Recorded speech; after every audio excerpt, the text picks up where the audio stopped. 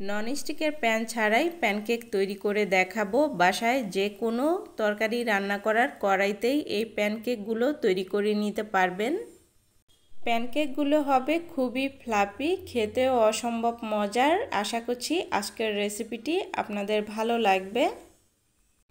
Pancake তৈরি করার জন্য এখানে একটা মিক্সিং বোলে নিয়ে নিচ্ছি 2টা ডিম, সেই সাথে দিয়ে দিচ্ছি হাফ কাপ চিনি, দিয়ে দিচ্ছি 3 টেবিল চামচ রেগুলার রান্নার তেল, সেই সাথে দিয়ে দিচ্ছি 1 চা চামচ ভ্যানিলা এসেন্স।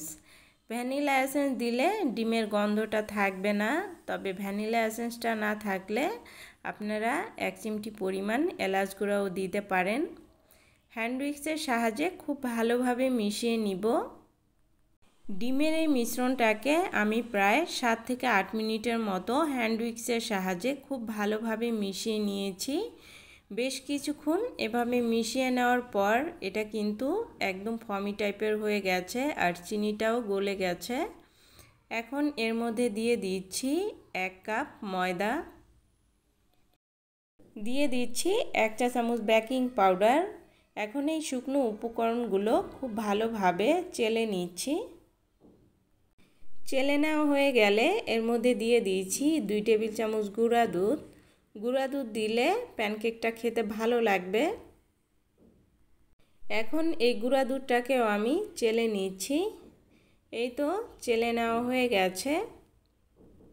দিয়ে দিচ্ছি 1/4 চা চামচ লবণ। মিষ্টি খাবারে লবণ দিলে খেতে ভালো লাগে।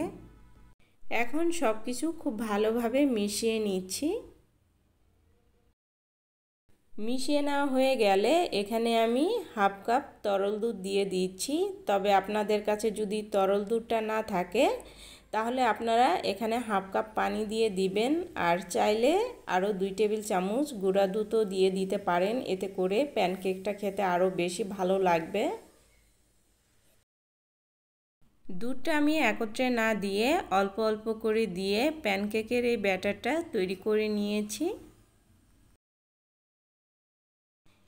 এই তো প্যানকেকের ব্যাটারটা তৈরি করে নেওয়া হয়ে গেছে। প্যানকেক তৈরি করার জন্য এখানে একটা কড়াই নিয়েছি। সব সময় তরকারি রান্না করার যে কড়াইগুলো থাকে অথবা ভাজা পোড়া করেন, যে কোনো একটা কড়াই নিলেই হবে। কড়াইটা খুব ভালোভাবে ধোয়া ওঠা গরম করে নিয়েছি। এখন এর মধ্যে সামান্য একটুখানি তেল দিয়ে দিচ্ছি। চুলার আঁচ মিডিয়ামে রেখেই কিন্তু কড়াইটাকে গরম করে নিতে হবে। টিস্যুর সাহায্যে খুব ভালোভাবে তেলটাকে মুছে নিচ্ছি। মোছার সময় টিস্যুটা কড়াইয়ের চারপাশ দিয়ে ঘুরিয়ে খুব ভালোভাবে মুছে নিতে হবে।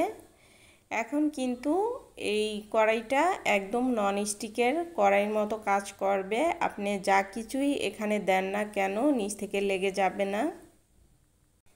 এখন চুলাটা বন্ধ করে দিচ্ছি, কারণ কড়াইটা অনেক গরম আছে। যখন সহনীয় একটা তাপমাত্রায় চলে আসবে তখন আমি চুলাটা অন করে দিব এবং চুলার আঁচটা কমিয়ে রেখে আমি প্যানকেকগুলা ভাজবো। চুলার আঁচ কমিয়ে রেখে আপনি যদি প্যানকেকগুলা ভাজেন তাহলে কিন্তু পিছনের সাইডটা একদম মসৃণ থাকবে।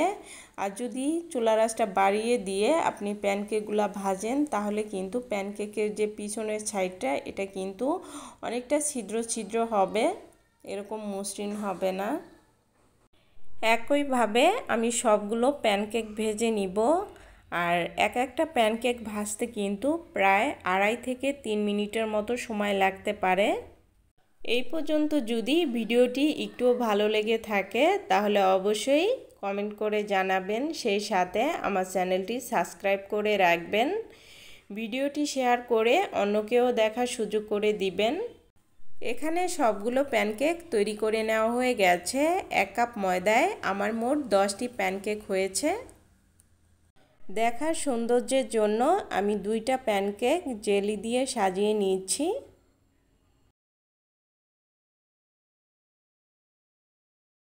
আপনারা চাইলে জেলি, নিউট্রিলা অথবা নছিলা যাই বলেন না কেন, অথবা মধু, যে কোনো কিছু দিয়ে খেতে পারেন এবং কি এমনিতেও খেতে পারেন। আজকের মতো এই পর্যন্তই। আল্লাহ হাফেজ।